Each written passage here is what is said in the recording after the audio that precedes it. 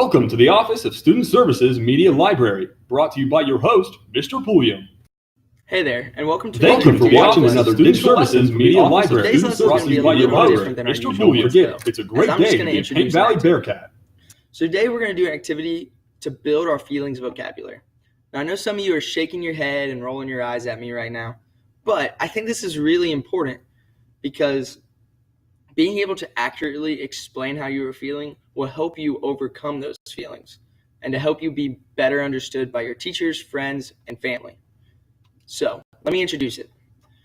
So we know that talking about feelings is hard enough already. It's hard to let people know what you're actually feeling and thinking. But it's even harder when you don't have the vocabulary to express exactly what you're feeling. So a lot of times we use broad words like mad and sad and happy, like, hey, how are you? Oh, dude, man, I'm so happy today. I'm so mad today. I'm so sad. I'm so scared. But those words can be broken down into smaller words that are more specific. So, for example, when you're mad, you can say, I'm actually frustrated about something, which then breaks it down, the big feeling of anger, into a smaller feeling of frustration.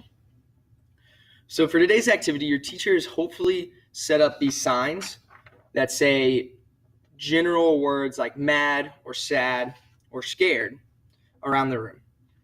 So either in your small groups as a whole class, depending on how your teacher is doing this activity, I want each student to have a couple sticky notes and a pencil. On the sticky notes, I want you to name as many words as possible as you can that relate to the word on the poster. So for example, a word for anger can be frustration.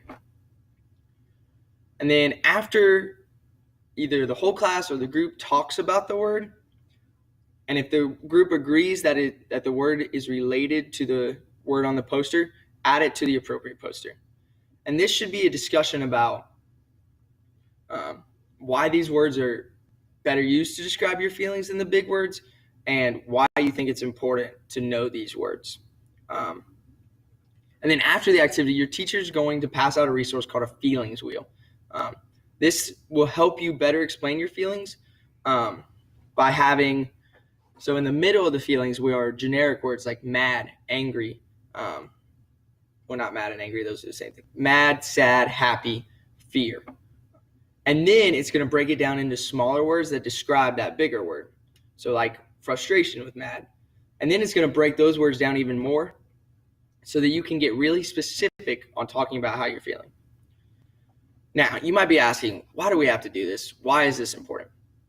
Well, this is important because in today's society, we have such trouble saying what we're actually thinking and feeling. We think people should just know what we're feeling.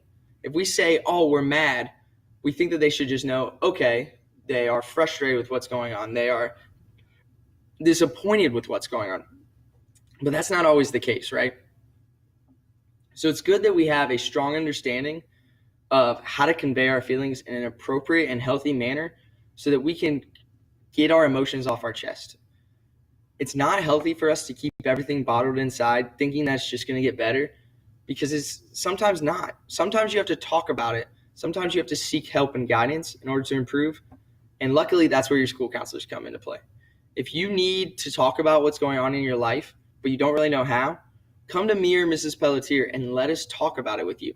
We can help you understand what's going on a deeper level that you might not be able to get to on your own, or even that your friends might not be able to get to you to because they don't have the skills that Ms. Pelletier and I have, okay?